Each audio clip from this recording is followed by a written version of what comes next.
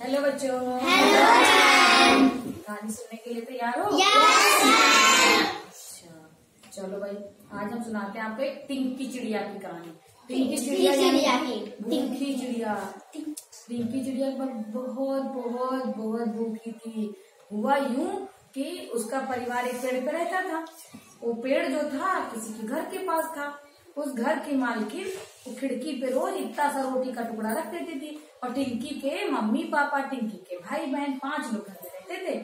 और टिंकी की जो माँ थी वो रोज खिड़की पे जाती, चू चू चू चू चू चू चू चू चू करती, चू चू चू चू चू चू चू चू चू करती हुई चली जाती। और जो मालकिन रोटी रखती थी वो रोटी ले आती, इसके मुंह में देती, उसके मुंह में देती। वो जो टिंकी की अम्मा थी वो इसके मुंह में खिलाती, इसके मुंह में खिलाती, इसके मुंह में खिलाती, खिला देती। तो उनका सबका पेट भर जाता।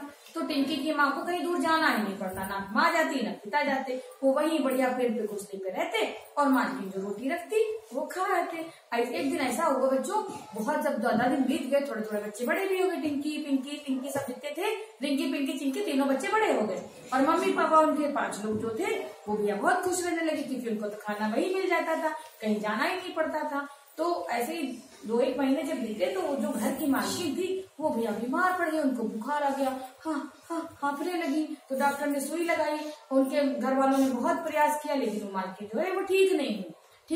और घर के कोई सदस्य जो उनके घर के थे वो कोई किसी को कुछ नहीं देते थे, लेकिन वो मालकिन अच्छी थी इसीलिए चिड़िया के लिए वो रोटी रख देती थी खिड़की पे। मालकिन बीमार होते होते होते होते बेचारी वो बिस्तर पे पड़ गई। अब रोटी रखे कौन? चिड़िया भूख से बिलबिलाने लगी, वो किसी को खाना नहीं दे पाए। फिर क्या हुआ, मालकिन बेचारी मर गई। और जब मालकिन मर गई तो फिर कौन रोटी दे? कहीं रोटी नहीं मिलने वाली। अब वो भैया टिंकी जो थी इतना भूख उसको लगी, भैया बहुत परेशान, 5 लोग बहुत परेशान। फिर वो ढूंढते बहुत दूर गए। फिर उनको बहुत छोटे छोटे कीड़े मिले, सोचे कीड़े खा के देखी। रोटी खाते थे तब तक, भाई चिड़िया तो कीड़े ही मकोड़े ढूंढ के खाती है ना, कभी रोटी मिल गई, कभी दाना मिल गया, कुछ भी मिल गया वो खा लेती चिड़िया। तो इस तरह से उन लोगों ने बहुत प्रयास किया।